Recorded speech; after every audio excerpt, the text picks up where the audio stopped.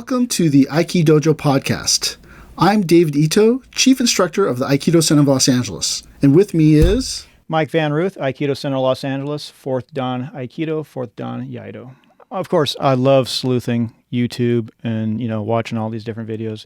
And constantly what I see a lot of is people questioning the validness or the potential martial art aspect of Aikido. Is Aikido real? Because, people watch and they go, that looks kind of fake. And then everyone's questioning whether or not it's effective martial art or not. Oh, so that is the age-old question. Is blank effective? Yes. So now people are saying, is Aikido an effective martial art? The easy answer is yes, it is an effective martial art. Okay, no need to watch, no need to listen. Podcast is over. Because you believe me, right?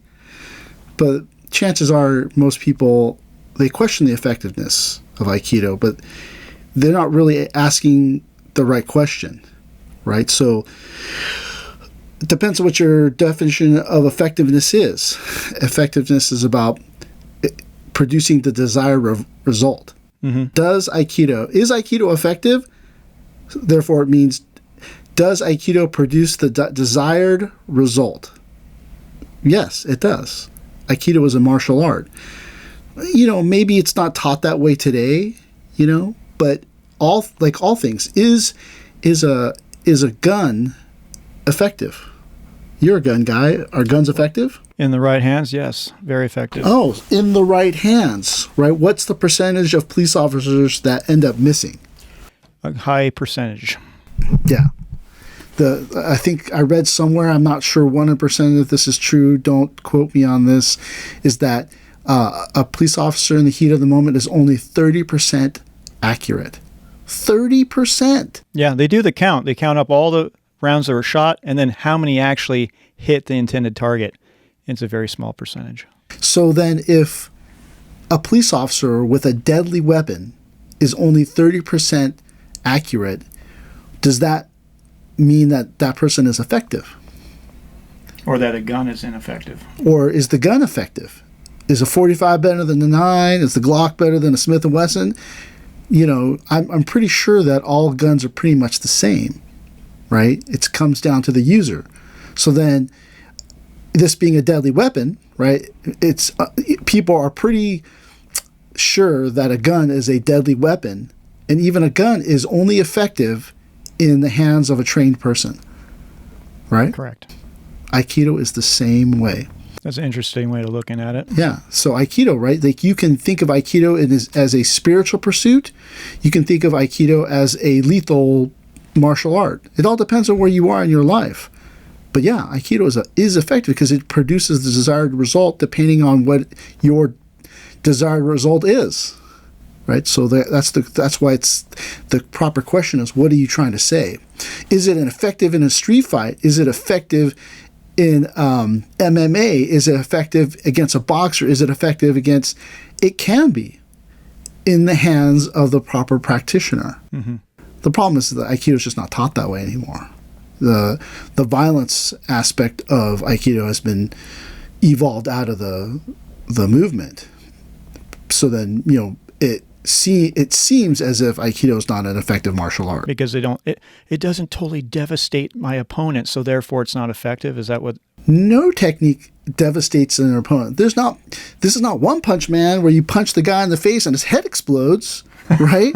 It takes several punches on target for his head to explode like that, and even then you're going to get too tired and too grossed out by the carnage to make their head explode, right? So What does it mean to be effective? What does it mean? Every person is different. Does your effectiveness, if your definition of effectiveness is enables you to elude your attackers and not get tackled, or run away and not die? Well, yeah, Aikido's effective, right? Jokingly, whenever I teach a self-defense seminar, I always ask the people, what's the most effective martial arts technique? And then everyone's like, the kick, the punch, the stabbing with a knife and a gun. I said, the most effective technique is to run away. Because if you're not there... Yeah. if there, it's Mr. Miyagi said, right? No can defend, right? He's like, you just get out of there, because then that person can't beat you up if they can't catch you. That's right. You got to beat feet, get out of there. So, I mean, what does it mean to, swing it in empty air. So if you're good at, if you're really good at playing tag, you could be a super effective martial artist. They're like, come on! And you're like, just juke and dodge them and then run away. And like, yeah, that's the most effective martial art. Being a martial art, it doesn't mean that you have to fight them. That's low level stuff. To have to fight someone and to engage in hand-to-hand combat, that is a very low level skill. Anyone can do it. Anyone can ball their fist and punch someone. Anyone could kick someone. One of my buddies who's a police officer, he's a use of force instructor, and he told me that they spent 8 days developing how to teach someone how to punch. They go, curl your fingers, curl the first knuckle, then the second knuckle, then the third knuckle, then wrap the thumb over. They took how long to do that? I could have sworn he told me 8 days. I was just like, but they go through it, right? Because they're trying to start. So essentially starting from zero. Yeah. So everyone knows nothing. Let's pretend like as if everyone knows nothing. So then you're making this fist, and then you're learning how to punch people, right? But that's the thing. Closed fist punching is very ineffective. And isn't it dangerous too? Yeah. You hit wrong, it's like, oh! Yeah, you hit wrong, you break a bone in your hand. That thing's completely ineffective, right? A palm strike is more effective. You can still break a bone in your palm, but at least you can still make a fist. Right, but see, like even then, like striking in itself, like boxers tape their wrists, right? Yeah, their hands they're all taped up, and they still break their hands. You break your hand in combat, that could be your death. End of you. Yeah. So I mean, think about this: like if a soldier on the battlefield finds him or herself fighting hand-to-hand combat, it's already a losing battle. Right, because if you have to engage in hand-to-hand combat, that means you're by yourself probably. Or you're out of ammo, which is a bad situation. A really horribly bad situation that you have to go at it with just your bare hands, not even with a knife. You're in trouble, right? So, but why? But so then when you think about effectiveness, then if Aikido is not effective, if BJJ is not effective, if karate is not effective, if all these things aren't effective, truly effective, then why engage in them, right? So, I mean, you have to kind of think about in battle, like Joseph Stalin said, artillery is the god of war. And you think, what the hell does that mean? What it means is that in battle, range is king. The hierarchy in battle goes fist, knife, sword, spear, bow, projectile or artillery, and nuclear bomb, right? If you can be far away from your opponent and still inflict damage or death upon them while not taking on any injury or death upon you, that's the most effective form of combat. So if you have to fight hand to hand, you can see where they'll just drop a bomb on you, and it's totally over. Done deal. Right? And so that's why there's an arms race, because they realize range is king. Mm-hmm. So the question becomes, why do you study a martial art then?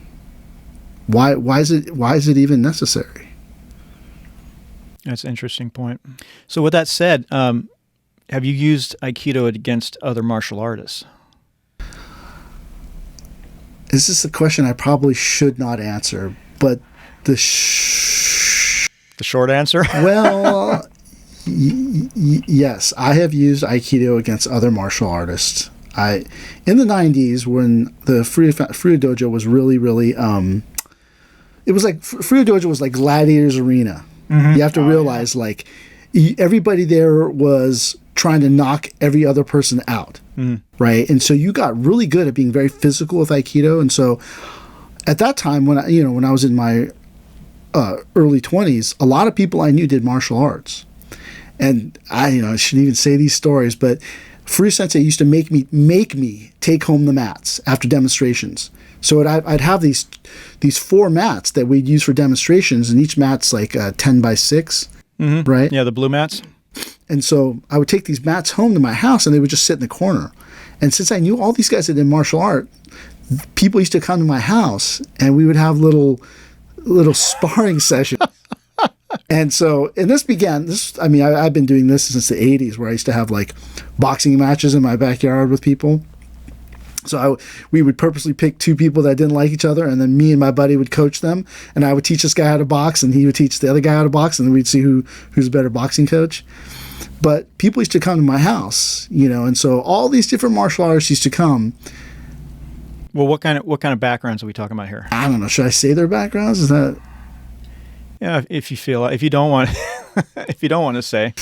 But again, just like you were saying earlier before, it's only as lethal or effective as the person using it. That's true. But so one time I come out of the shower, and then I had this huge bedroom that opened up to the outside, and it had a couch in there and a bed, and I come out, and this guy that my brother used to hang out with that did Hapkido, I'm just wearing shorts. I come out, I just got out of the shower, and this dude, I come into the room, and he just starts doing like roundhouse kicks and all these different kicks, and I'm like, in the moment, so I'm like blocking, and then I just shot in and swept his leg, and then bam, he just went down. I did a Harai Goshi on him, which, I guess Harai Goshi is technically judo, but it's all jujitsu and stuff. So I did Harai Goshi on him, and then he went down, and then he gets back up, right? Because he just went over his shoulder, fell down. It's not devastating, right? I didn't throw it in a way in which you could kill the dude. Yeah. So he gets up, and he's still throwing punches and kicks, and then I throw Sankyo on him.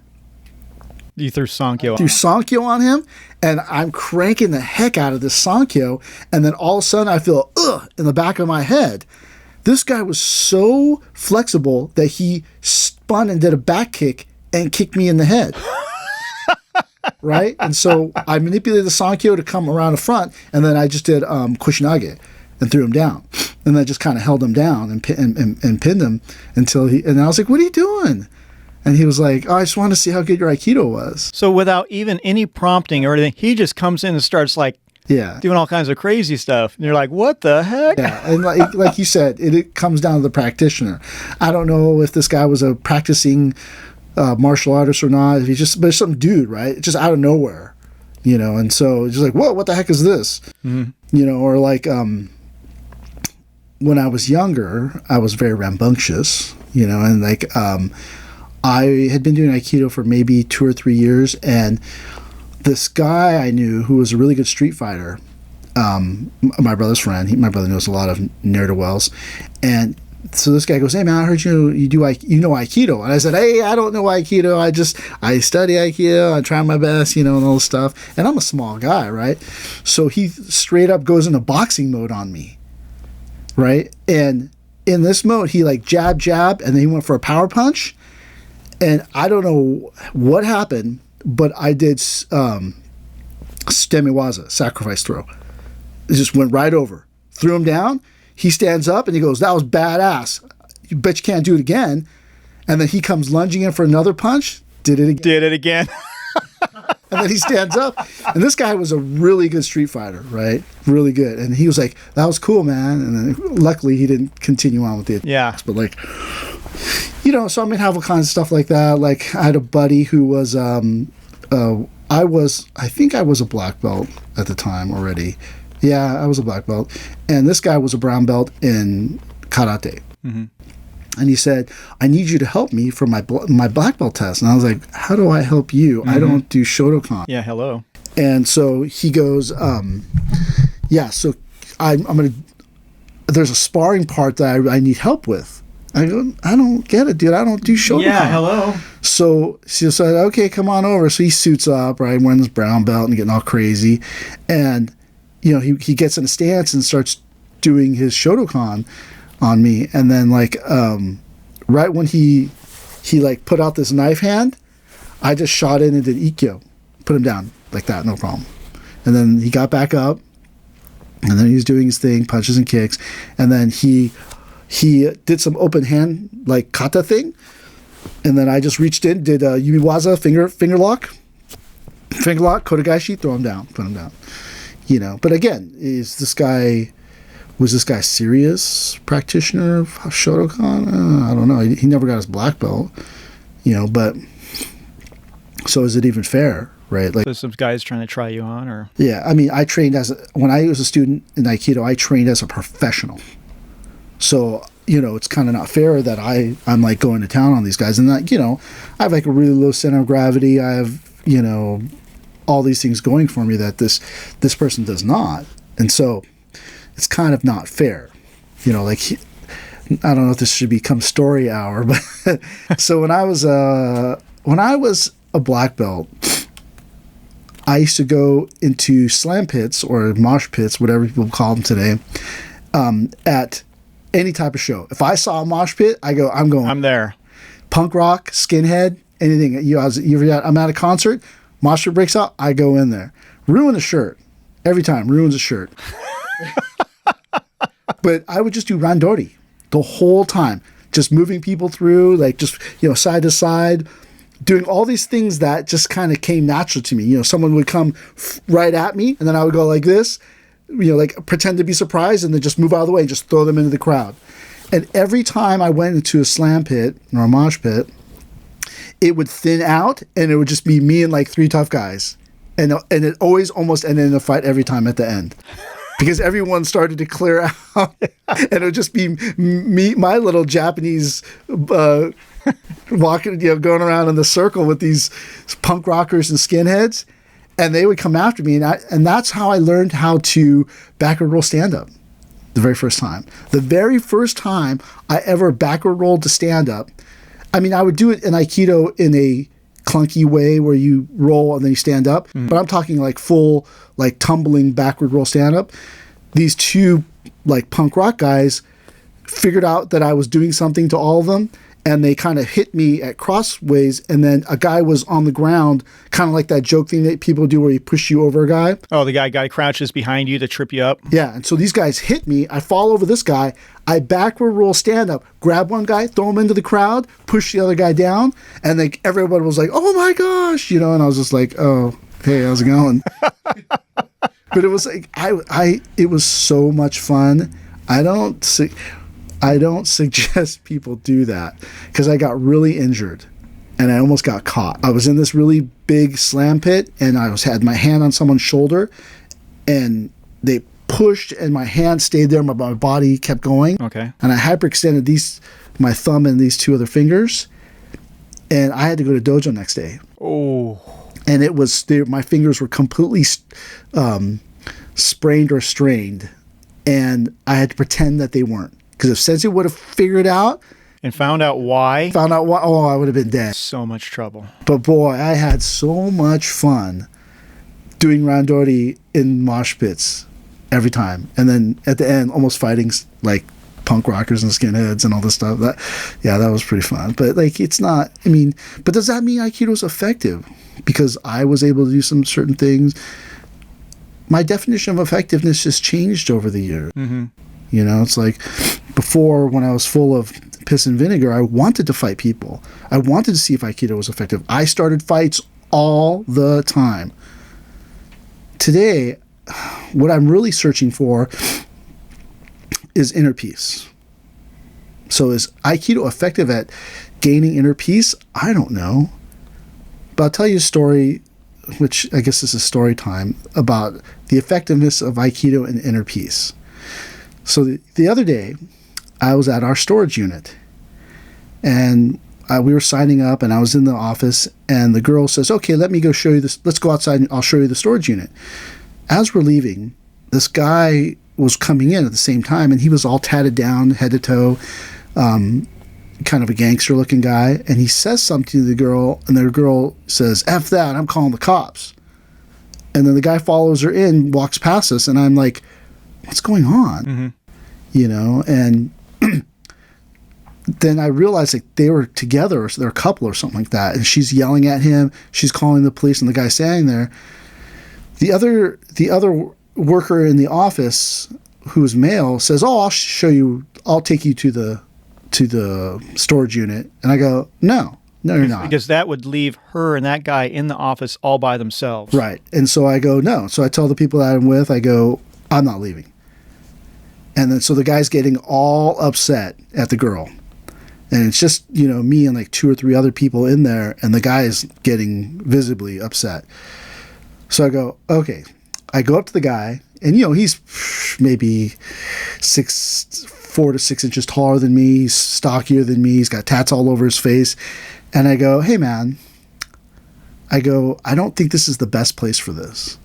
And he's getting all upset, and he's mad, and he's like, "Yeah, don't tell me what to do," and all stuff. And I'm like, and then I purposefully placed my hands in my pocket. I lowered my shoulders, and then I dropped my chin and looked like up to him in a very non-threatening way with my body language. And I was like, dude, and I just kept talking. "I know, man. I just don't think it's a good idea. I know, do you really want to be doing this?" And then at one point I go, "Dude, she's calling the police." And he's like, "She's not calling the police. And even if they are, I didn't do anything wrong." And I go, "Dude, think about this. In this current climate, you almost don't have to do anything wrong. Do you want to get shot and killed over nothing?" He's like, "No, I didn't do anything." And I'm like, "Oh, I know." And I'm just whittling away. "I know, dude. I know." And I'm talking to him, bringing him down. The girl leaves, and he's still standing there, and he just keeps saying, "I know, I'm just really, really mad, and I'm upset." And I'm like, I know, man. I know, dude. I said, "I just don't want you to get in any trouble. I don't want you to get hurt. Why do you care?" And I go, "I don't even know you, dude. I just don't want you to get hurt." And then he's like, he's getting mad at her. He's still mad, but the adrenaline is starting to subside. You can see it. And then his body language goes from being very chesty to very kind of like bent over. And then he just got sadder and sadder and sadder. And then I go, is this really you want to live your life, dude? Is this what you want to do? Is this the person you want to be with if you guys are going to have these type of arguments? I just kept asking him questions. And then he just went like, "Yeah, I know, man. And, I'm really sorry this happened. I didn't mean to interrupt your thing." And then I go, and then at some point when I felt like he was completely disarmed, I said, "Dude, you better get out of here. I think the cops are on their way." And then he left.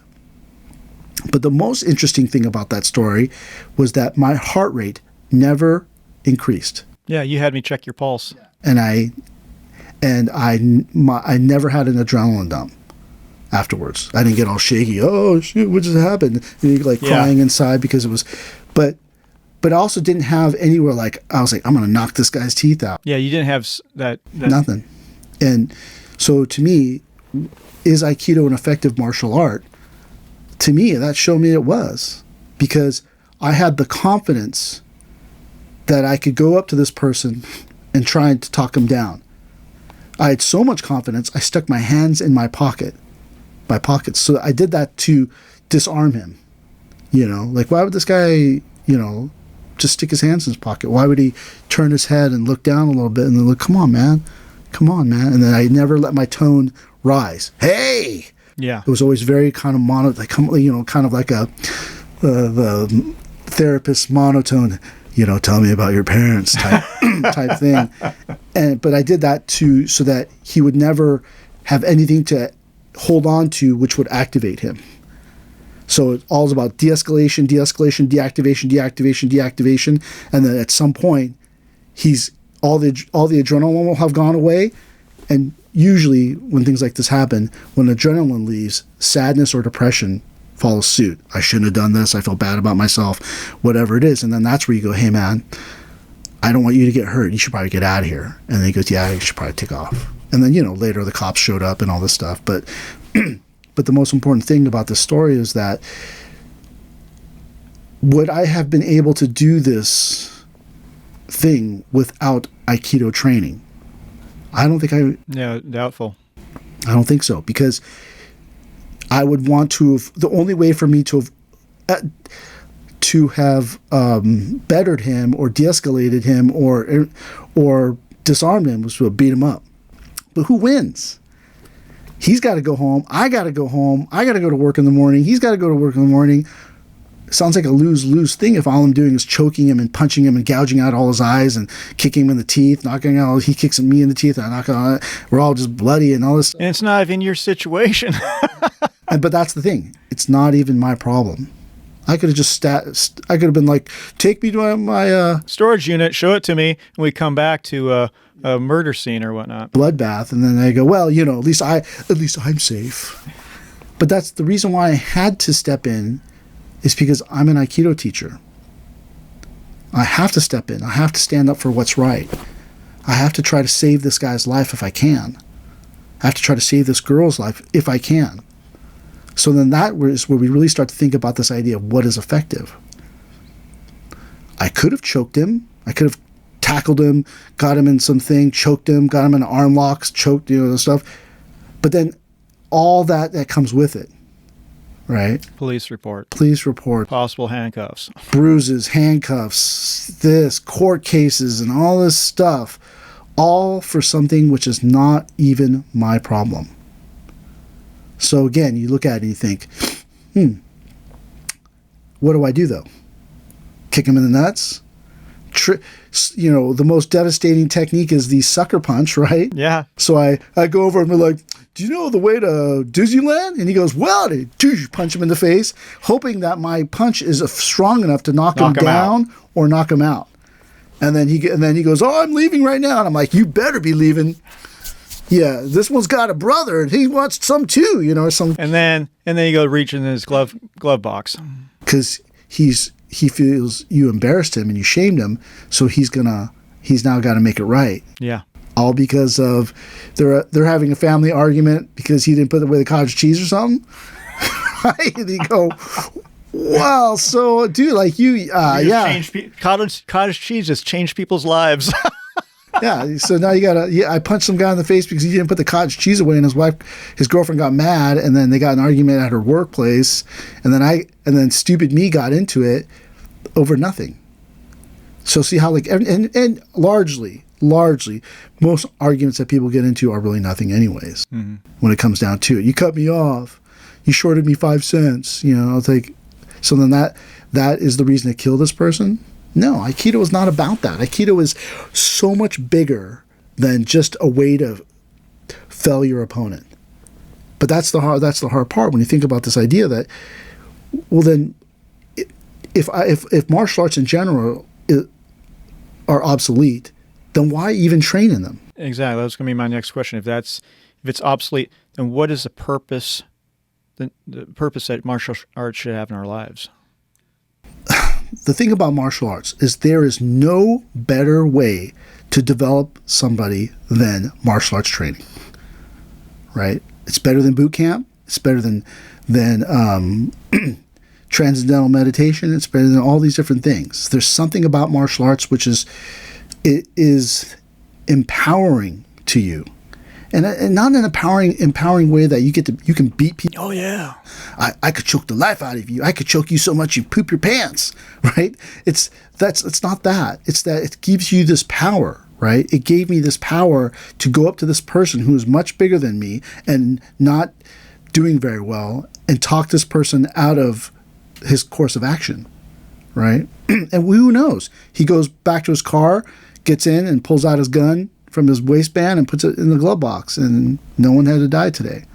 We don't know, or the guns that he had in his trunk that he was gonna go get, we don't know. Those things never make it to the news. No. Right? Only the tragedies, the missed opportunities make it to the news, right? So that's the hard part. Like, you think about it, so that martial arts training gives you this power, right? And it's this really weird thing, and I don't know if other martial arts teachers can weigh on this, is that you'll get the student and they'll come for like a month and then they quit and you're like, that guy was pretty good.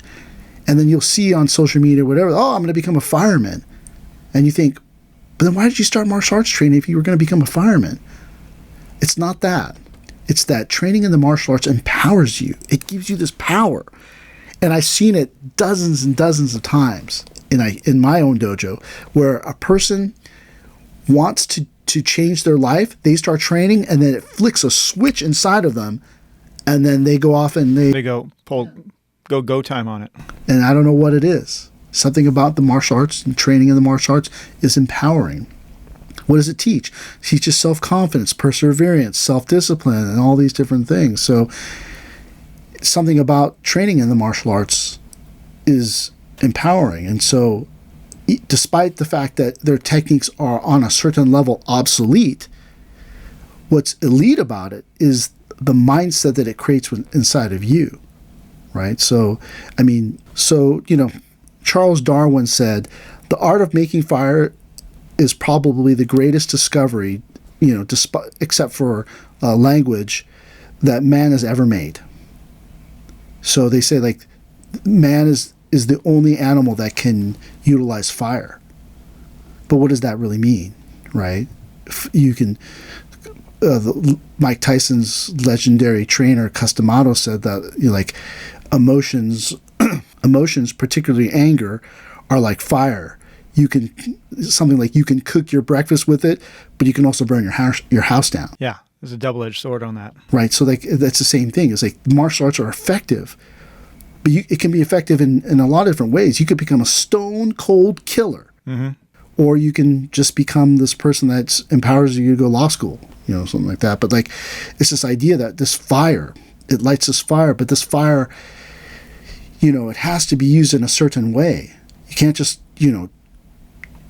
torch the village to make some toast. It's so something about something about martial arts is it lights a fire inside of you and it makes you become a better person. So that's the thing that you're really trying to discover. That they call it jidiki, self-power, that you're able to go out and get something done. You're able to stand up to that bully. You're able to ask that girl out. You're able to walk down this dark alley. It's empowering. You have jidiki, self-power.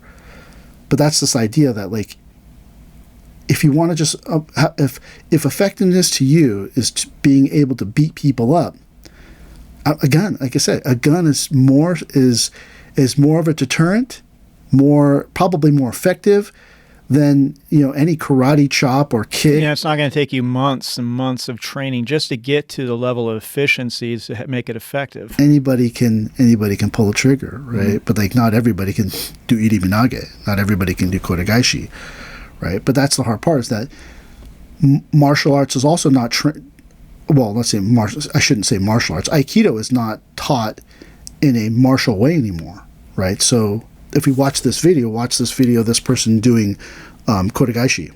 So if you watch that video, the reason why the person had the leg sweep is because kotegaishi thrown that way is not very effective. And so the safety mechanism or the backup is always that you could sweep the person's leg, right? So if we think about Aikido, if we just ask ourselves, is Aikido effective at hurting people? Yeah, totally is. Aikido is super lethal. Every technique is lethal. In the old days, right, they locked the joint, broke the joint, threw the person, then killed them. Today, they lock the joint, sometimes unlock the joint, throw the person, then pin them. But in the old days, you broke the person's wrist, threw them down, and then killed them. Dispatch them with a knife, a hammer, whatever it is, or a choke, or whatever you use, because that's what you did. But you have to think about, when you look back on how did that happen, you have to think about the samurai. A samurai's job is to only go forward and cut and give up their life for their lord, right? So you couldn't just walk up to a samurai and disarm them, especially if you're not a person who does sword work either. So the most that you could do is run up, grab them, arrest their hand while their friend stabbed them. Yeah, dog pile. So that person would break your wrist if you came up to them. But also, let's say I was a samurai and I'm in the red light district getting all crazy, and I get in this little tiff with this guy who's a horse wrangler, and that guy breaks my wrist. You got to think about the technology of the time. They're not putting in a cast. They're not setting the bones and having surgery so the nerves get better and all these different... He's retired. Well, it's not only you might be retired. If you break your wrist, then you are no longer effective as a swordsman. So then what do you have? Well, you better be good at being an accountant, or good at food or something like that, so that you can still be useful to your clan. So if you can't be a samurai, you're going to get kicked out unless they're kind enough to find you another job. But usually those jobs were reserved for a person who lost their wrist in battle, not in a drunken night stupor. Yeah. And so they kick you out. They don't just kick you out. They kick your entire family out of the clan. And when they kick your entire family out of the clan, what are you going to go do? Yeah, you're destitute. You were a samurai before. You fought in battles. So you either got to go Ronin, which pays next to nothing, go fight as a in the military, some type of sortie that's going on two towns over, or you got to pick up a trade. So, but they just didn't kick out you, your wife and your kid. They kicked out you, your wife, your kid, your dad, and your grandpa, all who've been in this clan for 3 generations. Everybody loses their job because you got drunk and got your wrist broken and couldn't make a comeback from that. So you see how effective a martial art can be, but not just in a sense that you kill people and hurt people. You're going to destroy this person's whole family, right? And then they make a revenge movie about how you're going to lay in wait and get this guy that broke your wrist when you were drunk and grabbing girls, So that's the thing. It's not like in the old days, they wanted to break your wrist.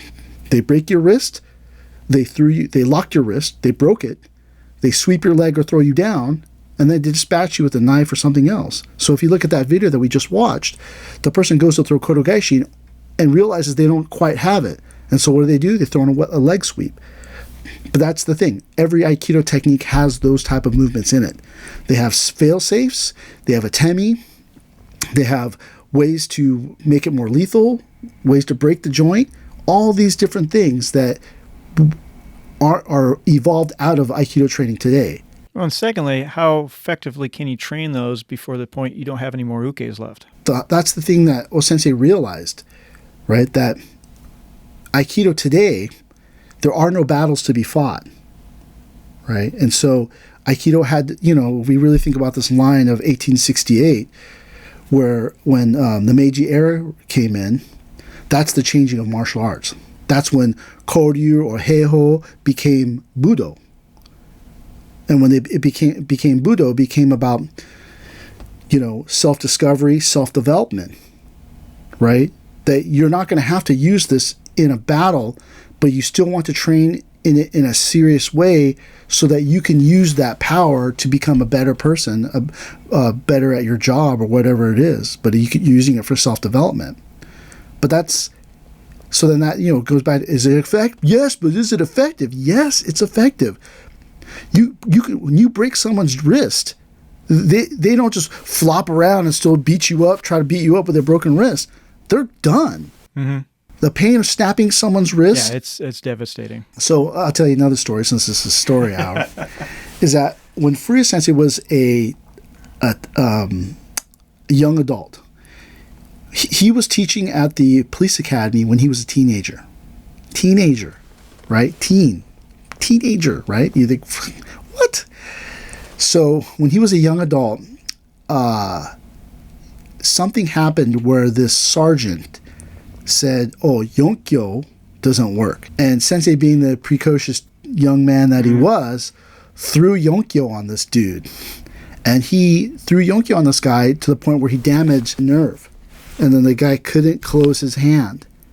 And then he was a sergeant in the sheriff's department and had to retire because he had to retire because he couldn't no longer use his hand. Yeah, he couldn't grip with his hand. He couldn't even write with his hand. And Sensei retired this dude. And so there came a point where the rest of the instructors who were police officers came to Sensei and said, "Hey, you might want to quit." And he was like, "Why?" He said, "Because they're talking about like messing with your brakes." Dang. And so he quit. But he did Yonkyo on this guy, and the guy had to medically retire because he was no longer able to grab with his hand. He must have put on really good because, I've had it done to me really hard, and it's painful. And I can see where that could potentially happen, depending on how hard you put that on. One time, Watanabe Sensei did Yonkyo on me in a demonstration, and there was this bruise that was there for like 3 weeks. And I was like, man, and I was like, oh, I could see how that Sensei did that to that person. Yeah, because it takes a while for you to get your strength back in your hand. I could feel it. And if a Sensei severed the guy's nerve doing Yonkyo, or something, I mean, Sensei didn't tell me the exact term, but I mean, I know that Yonkyo attacks the median nerve. So then that median nerve got damaged to the point where the guy couldn't grasp, or something like that. I mean, does that mean is Aikido effective? Yeah, is that effective? Is Aikido effective? I mean, I could tell you all kinds of crazy stories about Aikidoists, getting down at places doing Aikido on people, but that's not the point. The point is Aikido is so much more than a means to destroy other people. The only thing you're destroying is yourself, your own ego. But yeah, I mean, when people call the dojo, my dojo, and say, hey, they ask questions about, is Aikido this, is Aikido that, and they always get around to that. Is Aikido real? Is it good for self-defense? Sometimes I ask them this question. I say, can you believe me that it is? And they always go, yeah. And then I said, then why do you need to know if it's effective or not? Why do you need to know if it's real? Can't you trust me? Well, yeah, I know, but I'm just saying. And then it always leads to this. I always go back to this one thing. For Aikido to be weak or strong, effective or non-effective, a good form of fighting or not good form of fighting, can you win a fight or not win a fight? Can you beat people up or not beat people up? It comes down to this. Are you so weak as a person that you need to hurt other people to make yourself better? Is Aikido effective? It is. Believe me. So let it go. Move on. We got other stuff to work on. Let's work on that footwork.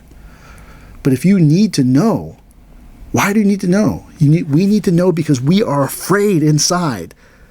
We are afraid inside that somehow it's not going to be effective. We need to know because we're going to be out there all by ourselves at that biker bar. It's going to get crazy, and then I'm not going to be able to do these things and all this different stuff. It's like, oh, these are things. But really what it comes down to is, can you accept yourself? Right? It's not the gun which is effective. It's the trigger finger of the shooter and that person's poise. Right? Is the guns the thing that make John Wick so successful in his revenge scenario? No, it's John Wick's ability to shoot a gun, right? It's not the gun. A gun is an inanimate object that cannot do anything until you put it in your hand and pull the trigger. Aikido is just a bunch of techniques that you can use to kill other people, but do you really want to kill other people? Do you really want to beat up other people? That's the point. Are you so weak? I shouldn't say that. That's very judgmental. Don't be afraid.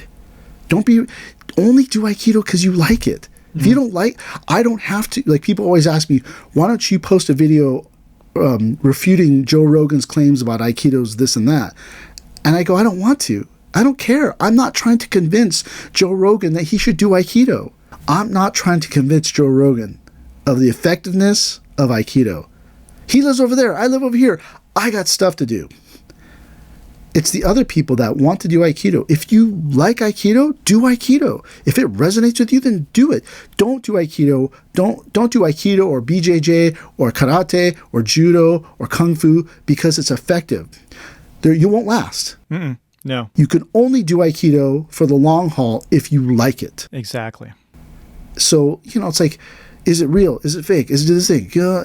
Dude, like, I don't have time for that. Whatever the art is that you do, you have to be in love with it to be in it for the long haul. Yeah. Is Click Pow better than Gung Fu? It's like, dude, they're just guns, dude. Like, and and maybe there are people that are in their garage every day sweating it out, going like, so I hope somebody attacks me today. But we don't. You shouldn't. You shouldn't want your life to be, fear-based. Fear-based, but like, that's what it comes all down to, is you wanting to be effective in hurting other people. It's such a low way to be. Well, people ask me, is like, well, can you do this to that person, do that person? I go, maybe, but I'm beyond that now. Maybe that was something I was geared towards in my late 20s, early 30s. But at this point in my life, that isn't what's important to me anymore.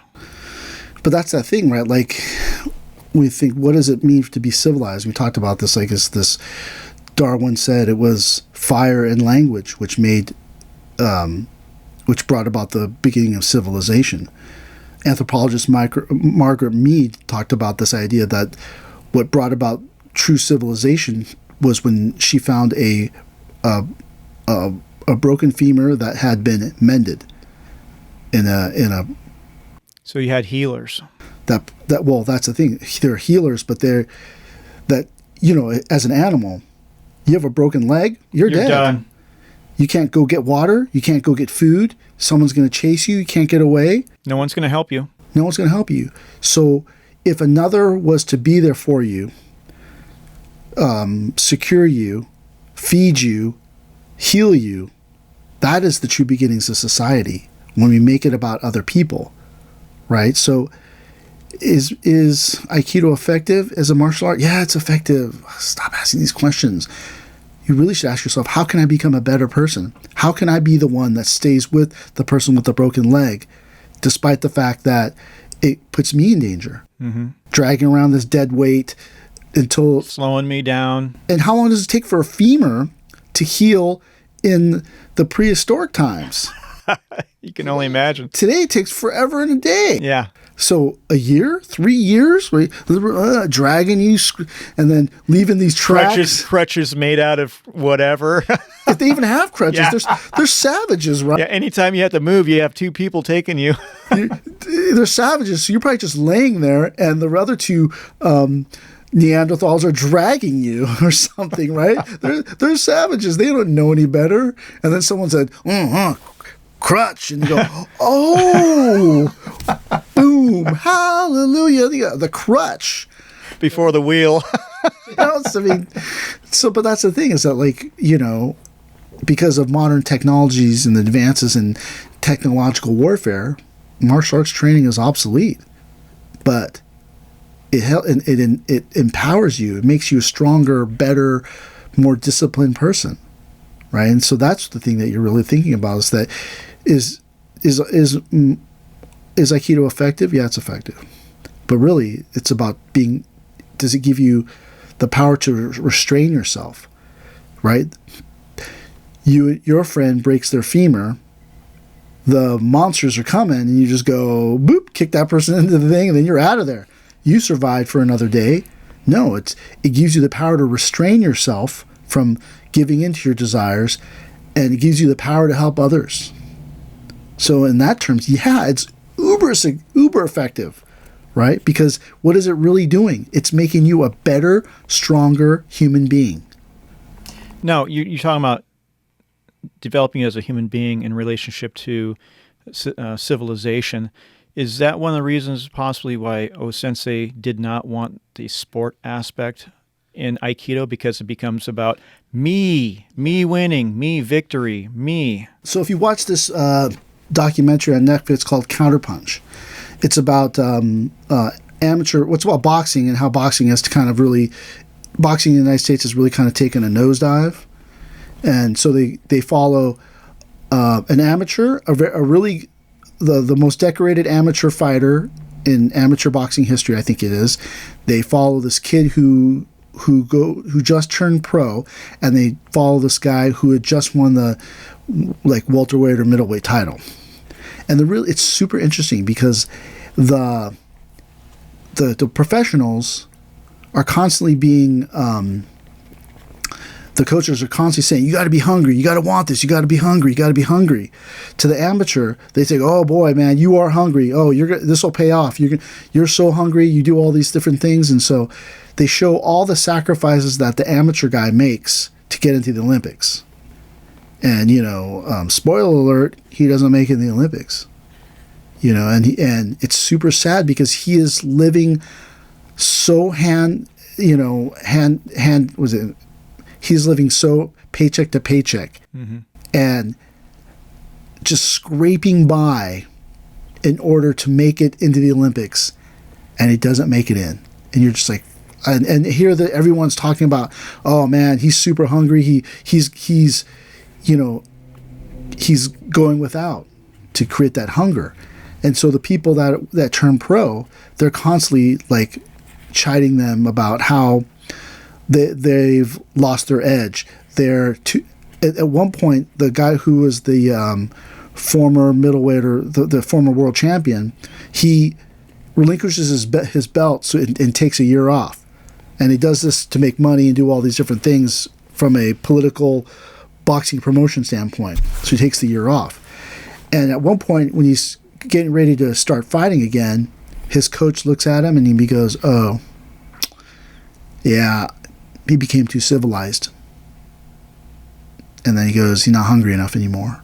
He doesn't want it." Doesn't have that killer instinct. Doesn't have killer instinct. And then the kid who just turned pro, he thinks he's so great, he's really good and all this stuff. And he goes to be a sparring partner of a guy who's the current world champion. And this Hispanic fighter has got this mentality where they showed his living quarters. This guy's a multimillionaire, right? And they show him, he lives in the gym, and they open it up, and it's probably 10 by 10, if that. It's got a mattress, a mirror, and a couple other different things. It's like a prison cell without a cage door. And the coach said he has to clean the gym every day, and he has to clean the bathrooms twice a week. And this guy's a multimillionaire world champion, but that's how he stays hungry. And then the kid who had just turned pro was kind of like, "I ain't doing that," right? But like that's the thing, is that for this as a sport, right? You're lauded for your aggression. You're lauded for winning, right? At any cost. And so, no matter the death toll, it makes you a worse person, right? Because you need that hunger because you need something to create aggression, right? And lose your humanity. And you lose your humanity. And martial arts is the complete opposite. You're learning these techniques to become more civilized. So what you're saying is these questions on whether or not Aikido is effective is a very subjective question based on the person answering the question. But the long story short is Aikido is effective, but it should be used as a vehicle for a greater good. Well, it doesn't have to. Use Aikido any way you want. You want to kick people's asses in the street? Been there, done that. It's fleeting and it's futile to make it about that.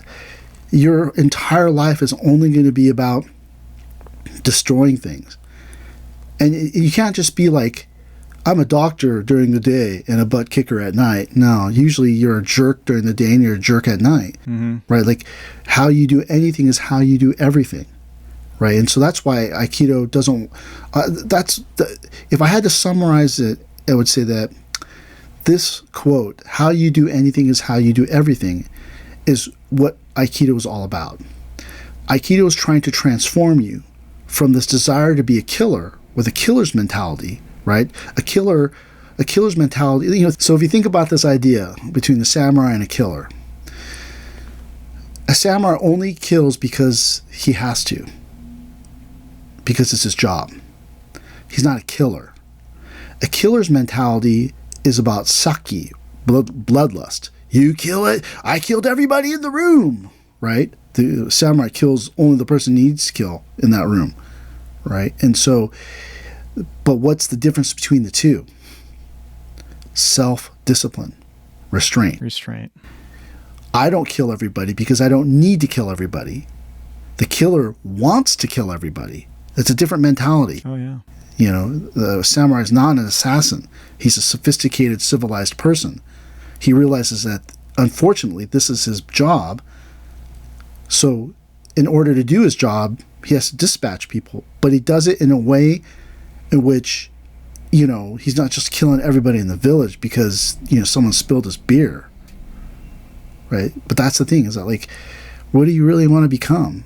Right? So if we think about this idea that how you do anything is how you do everything, right? And that's why Aikido is the way it is.